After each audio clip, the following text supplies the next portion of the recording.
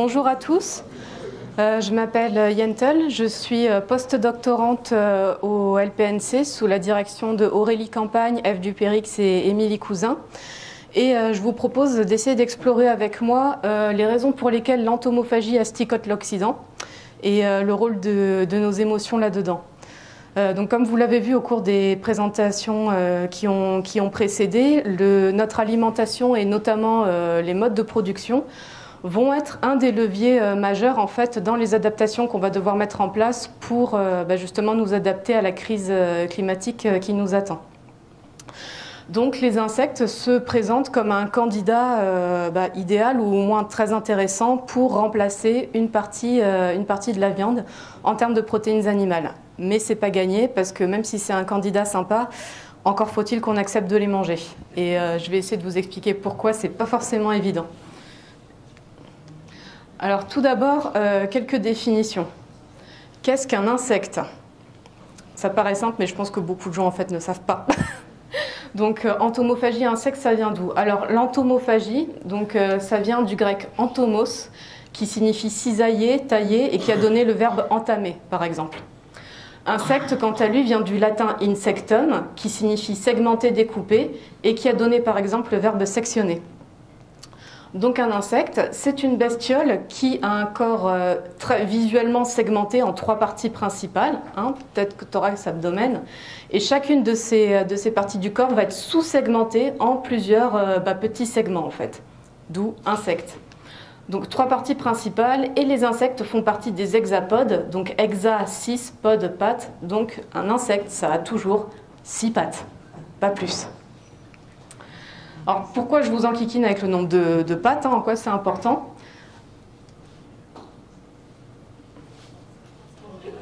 Voilà. Donc les insectes, donc ça c'est la classification, une partie de la classification du vivant, et notamment des arthropodes.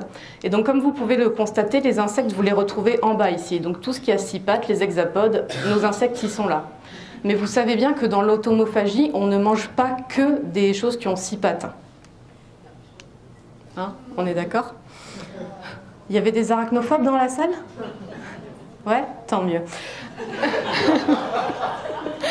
Alors, effectivement, on va manger donc des araignées. Jusqu'à preuve du contraire, une araignée, ça a 8 pattes. On va également manger des scorpions qui font aussi partie des arachnides, que vous retrouvez ici, également 8.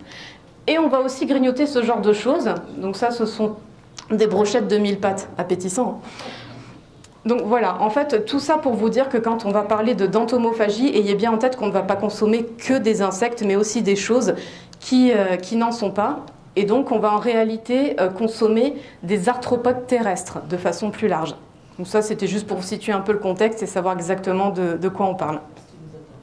Exactement. Franchement, j'ai pas prévu de dégustation pour aujourd'hui, vous avez du bol.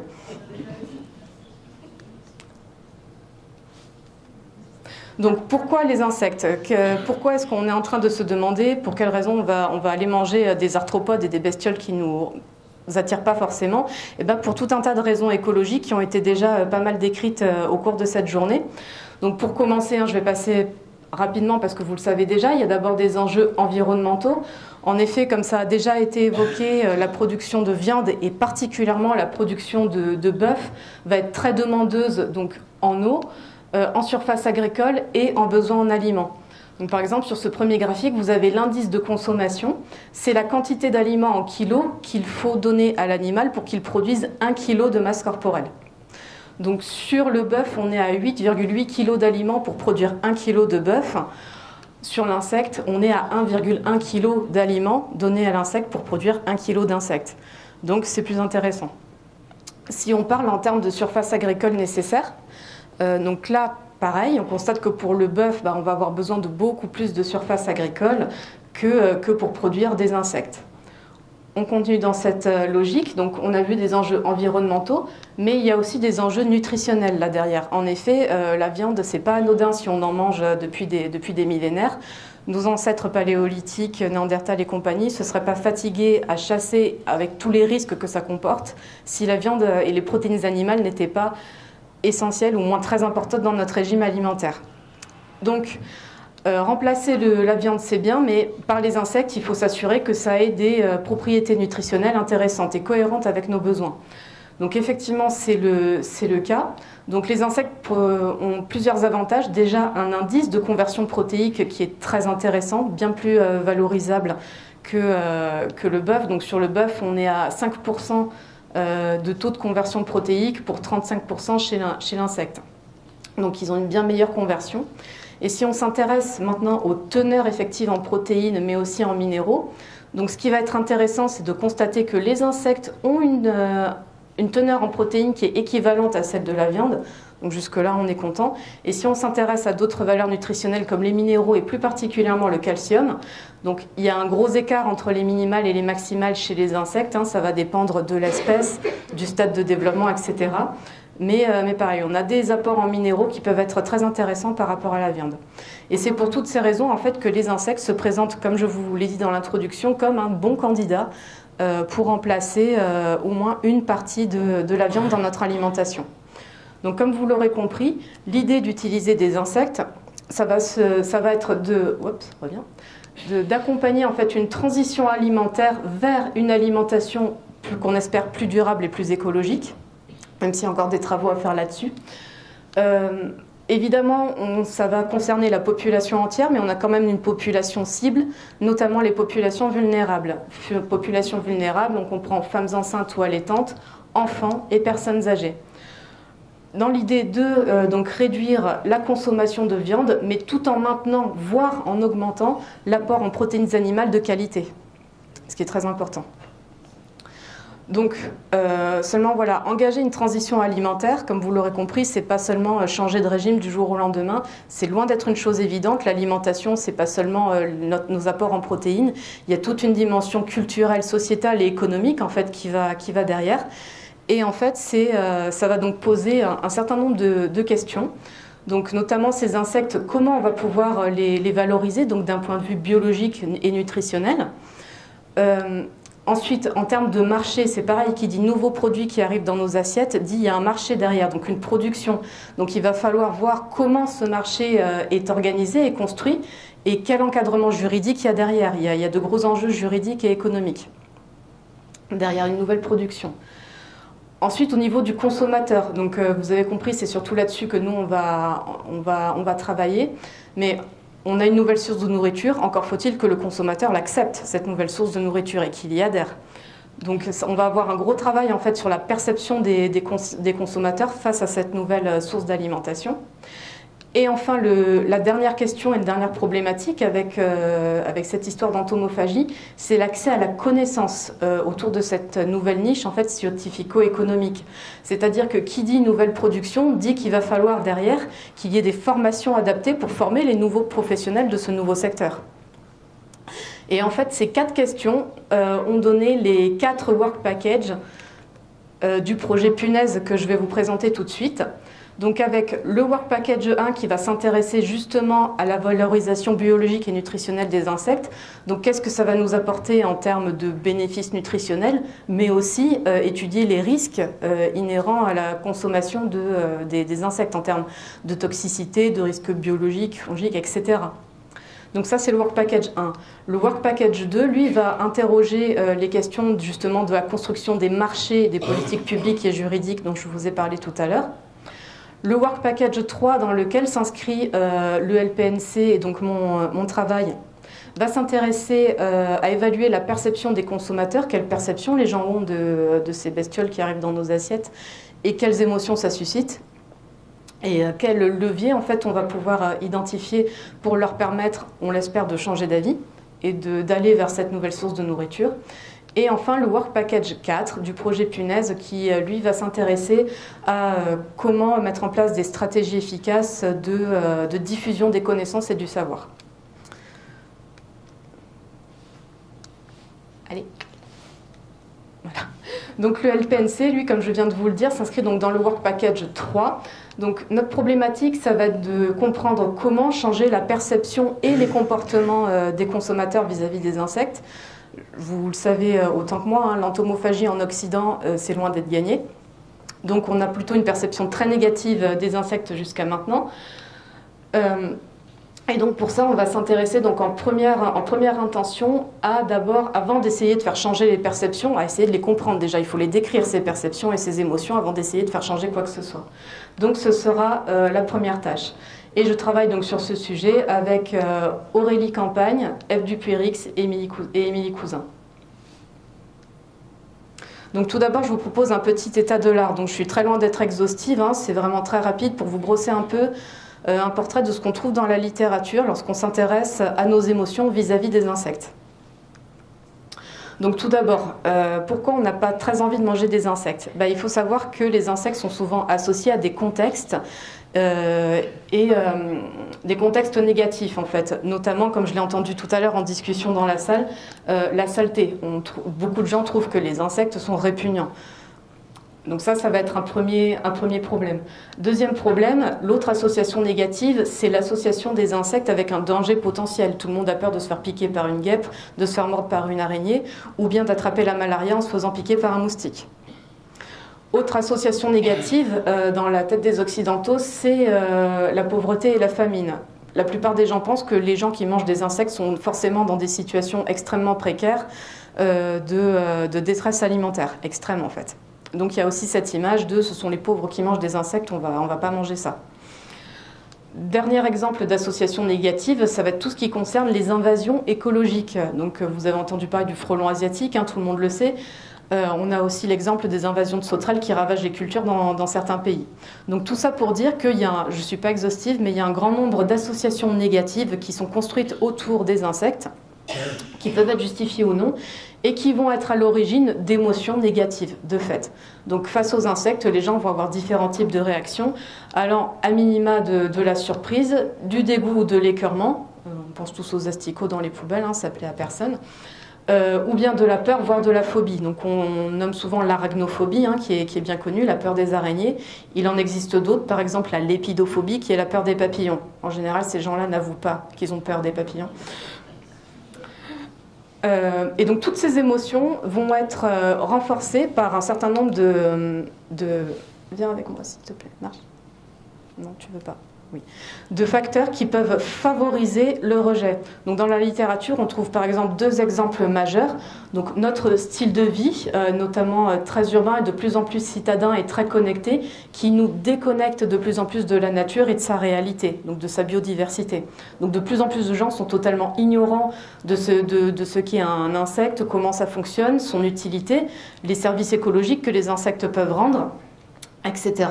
Et ça va être notamment à l'origine de l'entomophobie, la peur des insectes en général. Un deuxième élément, ça va être dans certains pays en fait une forte identité gastronomique. C'est le cas notamment de la France et de l'Italie, pour ne citer que ces deux-là. Donc plus un pays a une identité gastronomique forte, plus il va voir d'un mauvais œil cette nouvelle invasion de bestioles dans son assiette. Et donc ça va être à l'origine en fait de phénomènes de néophobie alimentaire, c'est-à-dire la peur de nouveaux aliments. Donc pas que, hein, il n'y a pas que c'est déjà un trait psychologique fort en fait de l'être humain pour sa survie, comme je pourrais vous l'expliquer un peu mieux tout à l'heure. Mais disons que ça va être renforcé. Et les insectes ne faisant pas du tout partie de notre culture gastronomique, on est d'autant plus inquiet à l'idée d'intégrer cette nouvelle source alimentaire en fait dans notre régime. Donc ces facteurs externes, donc environnementaux et socioculturels, vont être à mettre en lien direct en fait avec des facteurs internes, donc là propres à l'individu, sa psychologie, sa personnalité. Donc on pense par exemple à la sensibilité au dégoût, une forte sensibilité au dégoût ou un niveau élevé de néophobie, vont être en fait des facteurs négatifs et des freins à l'acceptation des insectes comme nouvel aliment. Autre exemple, à l'inverse, une personnalité davantage orientée vers la recherche de sensations ou la prise de risque et curieuse, en fait, vont plutôt être, ces deux traits de personnalité vont plutôt être des vecteurs d'attitude positive envers l'adoption et l'acceptance, en fait, l'acceptabilité de l'entomophagie. D'autres éléments, comme par exemple des facteurs socio-démographiques et idéologiques, vont aussi rentrer en jeu.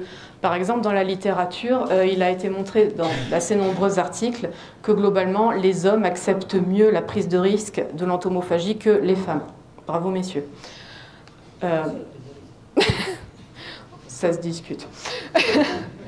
Un autre facteur sociodémographique, c'est l'âge. Donc, dans la littérature, donc, on n'a pas les mêmes résultats sur tous les articles, mais grosso modo, on a plutôt une tendance qui montre que les adolescents et les jeunes adultes sont plus prompts à accepter l'entomophagie que les jeunes enfants ou les adultes plus âgés, voire les seniors. En termes d'idéologie, une conscience écologique forte et une conscience nutritionnelle forte, donc les gens qui font attention à leur santé, s'entend, vont être aussi plus prompts à accepter cette nouvelle source alimentaire que des personnes qui auraient une conscience écologique et nutritionnelle moins marquée. Et enfin, un dernier élément de la littérature, c'est l'impact de l'expérience et des connaissances des individus sur cette propension à accepter les insectes. En effet, plus les individus ont une bonne connaissance des insectes en général, donc c'est ce que vous avez la courbe en vert ici, plus leur niveau, les scores prédits de dégoût vont être bas, en fait. On a généralement moins peur de ce qu'on connaît bien.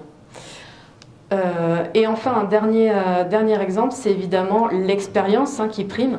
Les personnes qui ont eu la possibilité d'avoir une primo-expérience d'entomophagie seront d'autant plus susceptibles de l'accepter par la suite. Donc on pense aux personnes qui ont pu les goûter au cours d'apéritifs chez des amis ou de festivals gastronomiques, mais aussi plus simplement aux personnes qui ont eu l'occasion de voyager, et plus particulièrement dans des pays où l'entomophagie est culturellement admise. Donc pour résumer, ce que nous donne la littérature jusqu'à maintenant, en fait, c'est un espèce de, avec toutes ces données, de portrait robot de l'entomophage occidental idéal. Donc en gros, ce que nous dit la littérature, c'est que si vous êtes un homme jeune en recherche de sensations, ayant eu une première expérience d'entomophagie, vous êtes plus à même d'accepter l'entomophagie que si vous êtes une femme foncièrement néophobe et avec une phobie de la nouvelle technologie, et qui plus est avec une forte sensibilité au dégoût. En gros, voilà. Donc si vous ne ressemblez pas à ça et que vous ne vous trouvez pas en haut dans ce cadran, vous avez peu de chances de l'accepter. Je ne sais pas si vous vous souvenez, mais ce gars-là a en fait aucun point commun avec notre population cible. C'est super. Donc effectivement, notre population cible, donc femmes enceintes, allaitantes, jeunes enfants, personnes âgées, ne colle pas du tout au portrait robot de l'entomophage occidental idéal. Donc on est face à une des populations qui a le plus de chances d'être réfractaire aux insectes. Pas de bol, c'est à eux qu'on a envie de les faire manger. Donc la question qu'on va se poser, c'est comment est-ce qu'on va bien pouvoir faire changer d'avis ces personnes par rapport en fait à la consommation d'insectes. Et c'est tout le projet du Work Package 3, du projet Punaise qui est actuellement porté par le LPNC. Donc voici nos questions de recherche. Donc premièrement, la perception des insectes. On va essayer de comprendre comment les gens perçoivent les insectes, quelles sont les émotions que les insectes suscitent chez nous. Donc ce qui nous amène à notre première question. Déjà, est-ce que les insectes nous incommodent vraiment plus que les autres animaux ? Et si c'est le cas, en quoi ? Donc, en quoi les insectes nous posent plus de problèmes que les autres animaux ? C'est notre première question de recherche, et donc ça va être le premier élément de notre protocole expérimental. Comparer notre perception des arthropodes terrestres, criquets, libellules et compagnie, par rapport à des animaux contrôles qui sont plus ou moins familiers, culturellement comestibles ou non. Donc on va comparer concrètement à des vaches, des chiens, des poules, enfin bref, tous les animaux que vous voulez, sauf des insectes, pour voir s'il y a vraiment quelque chose de particulier au niveau des insectes par rapport aux autres animaux. Parce que ça, en fait, c'est pas encore établi dans la littérature. Donc ce qu'on va faire, c'est qu'on va comparer, donc il va y avoir une première comparaison entre les arthropodes et les animaux contrôles, pour adresser cette première question, mais on va aussi comparer les arthropodes entre eux. Oui, il y a peut-être une sacrée différence de perception et d'émotion entre un criquet et une araignée. Donc là, c'est ce qu'on va aussi faire, voir si au sein même des arthropodes, on a des différences de réaction face à ces animaux. Donc premier élément de question, premier élément de recherche. Le deuxième niveau de question, ça va être l'influence en fait du contexte, donc alimentaire ou écologique. Je m'explique. Donc soit il y a un premier niveau d'analyse, donc déjà l'insecte en tant que tel, une araignée, un criquet vivant dans son contexte naturel, mais aussi en contexte alimentaire. Est-ce qu'on ressent la même chose face à un criquet qui se baladerait sur notre table ou face à une brochette de criquet cuite qu'on est en train de vous suggérer d'avaler ? Donc ça va être nos deux contextes en fait d'études. Donc le contexte animal en tant que tel, vivant, contexte écologique, et l'animal en tant qu'aliment, prêt à être consommé. Et pareil, on aura les deux niveaux d'analyse, donc comparer les arthropodes à des animaux contrôle et comparer les arthropodes entre eux. Le troisième niveau d'analyse, ça va être d'essayer de comprendre en fait les facteurs explicatifs de ces perceptions. Donc là, on se demandait quelles sont les perceptions, est-ce qu'elles diffèrent? Et dans un deuxième temps, on va essayer de se demander quelles sont les caractéristiques physiques et ou comportementales qui vont pouvoir expliquer ces perceptions. Donc je m'explique, donc un insecte, en fait, il y a tout un tas de choses qui viennent à l'esprit des gens quand on leur parle d'insectes. Les gens vont penser à des choses qui grouillent, qui rampent, qui volent, des essaims, des choses qui piquent. Donc ce qu'on va faire, c'est essayer de voir comment toutes ces conceptions, donc notamment avec à l'aide de ce vocabulaire, va pouvoir influencer notre perception. Et si certaines conceptions sont plus acceptables que d'autres. Si je vous mets essaim et grouillant, est-ce que ces deux mots ont le même impact en fait sur votre perception et les émotions que vous allez déclencher? L'autre question, c'est sur les pièces anatomiques. Bah oui, ce qui est ressorti dans la littérature, c'est que quand on fait des interviews libres où les gens expriment assez librement et spontanément ce qui leur vient à l'esprit, et qu'on leur demande pourquoi les insectes ça vous tente pas, bah ils répondent bah il y a des ailes, il y a des pattes, ça va craquer. Enfin bref, ça va pas. Donc on va s'intéresser aux différentes parties du corps des insectes pour voir si, pareil, prises individuellement, les différentes pièces anatomiques, leur évocation en tout cas, va avoir un impact sur notre perception. Donc là c'est pareil, qu'on parle du comportement, du style de vie ou des pièces anatomiques, on va avoir une comparaison en intra, c'est-à-dire les comportements entre eux, les pièces anatomiques entre elles, en contexte écologique, animal en tant que tel, et en contexte alimentaire. Les contextes, je ne me suis pas expliqué, j'aurais dû, pardon, en fait c'est la consigne qu'on va donner aux participants avant les questionnaires. On va leur dire, là sur cette première partie de l'étude, vous vous représentez l'insecte vivant en tant que tel au naturel. Et dans une deuxième partie du questionnaire, on leur demandera de se représenter la même chose, mais cette fois prêt à être consommé, cuisiné. Waouh. Donc, mince, je ne sais plus où j'en étais du coup. Donc pour adresser ces questions, il y a deux façons de faire. Soit on présente aux gens des images d'insectes, des photos, et on regarde leur réaction face à ces photos, soit on leur présente des mots. Et bien en fait, on va faire les deux. Donc il y a d'abord une base de mots qui a été construite spécialement pour cette étude, et également une base d'images qui est aussi toujours en cours de construction pour pouvoir adresser ces questions. Dans les deux cas, pour la base de mots et pour la base d'images, on a des méthodologies et un rationnel derrière qui est tout à fait similaire. Donc là, je vais simplement vous présenter la base de mots, je vais pas du tout présenter la base d'images. Donc là, ce mois-ci, en fait, on a une première expérimentation qui va être lancée pour évaluer la base de mots qui a été construite. On est pour l'instant à 312 mots, mais cette base va être étendue. Donc pour, comme je vous le disais, comparer des mots relatifs aux arthropodes terrestres, donc nos insectes, et versus des mots contrôle. Qu'est-ce qu'on va faire? Donc c'est d'abord une évaluation subjective par questionnaire. Là, on est uniquement sur du subjectif sur cette première partie de l'étude. Donc d'abord, comme vous dire, le contexte animal en tant que tel, on va essayer d'évaluer les connaissances en fait des volontaires. En leur demandant dans quelle mesure ils connaissent le mot. Donc par exemple tarentule, est-ce que vous connaissez ce mot, oui, non? Quelle est votre fréquence de rencontre de ce mot dans la vie de tous les jours, etc. Le deuxième volet, ce sera le volet émotionnel. Donc toujours par exemple face au mot tarentule, on va demander aux gens d'évaluer leur valence émotionnelle, c'est-à-dire est-ce que pour eux ce mot évoque quelque chose de très désagréable ou quelque chose de très agréable. On va aussi leur demander d'évaluer leur tendance à l'action ou éveil. Est-ce que le mot tarentule est plutôt apaisant, calmant, enfin peu éveillant pour eux ou au contraire très activant. Et ensuite, on va analyser aussi les émotions discrètes. Le troisième volet du questionnaire, c'est la perception et l'action. Donc face à ce mot tarentule, on va demander aux volontaires d'évaluer leur tendance à l'action. Est-ce qu'ils auraient plutôt tendance à reculer et à éviter une tarentule? Est-ce qu'ils auraient une réaction neutre, c'est-à-dire immobile, ou bien plutôt une réaction d'approche, qu'elle soit agressive ou amicale? On va également s'intéresser à l'intensité de l'expérience sensorielle, la dangerosité et la comestibilité perçue. Sur l'animal ou l'insecte en tant qu'aliment, donc toujours pareil avec l'exemple tarentule, on va refaire exactement les mêmes évaluations émotionnelles et perceptuelles, centrées sur le goût et l'odorat. avec en plus par rapport au contexte animal en tant que tel, une évaluation de leur envie de goûter, ce que j'appelle le wanting, dans quelle mesure auriez-vous envie de goûter cette bestiole, et une appréciation hédonique a priori. Comment est-ce que vous pensez que vous allez aimer ça ou pas? Donc pour résumer, c'est ma dernière diapo. Donc, sur le projet, à l'heure actuelle, on a une base de mots qui va être évaluée ce mois-ci. À venir ensuite une base d'images qui, dès qu'elle sera prête, en fait, sera évaluée sur la même logique en fait, que la base de mots. Ces deux bases ont été construites dans un premier temps pour répondre à cette première question de recherche. Qu'est-ce qui nous incommode le plus chez les insectes, en contexte écologique et en contexte alimentaire?